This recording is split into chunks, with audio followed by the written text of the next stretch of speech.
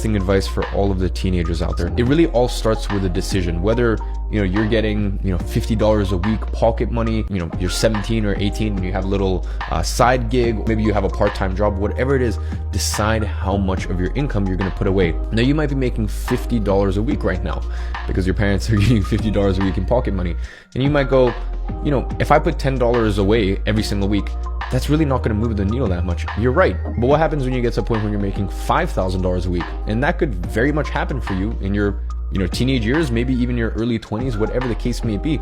And you, for 4, 5, 6, 7 years, built up the habit of putting, for example, 20% of your income away. So maybe when you're 14 or 15, you're used to putting $10 away per week to invest. And let's say you land a high paying job, or maybe you start your own business. And as I said, you're making $5,000 a week and you are used to putting 20% of that income aside. That's $1,000 a week. That's a lot of money to be investing. And think about it, not so much in terms of the amount of money, but in terms of percentage term of everything that you receive, how much you're going to invest.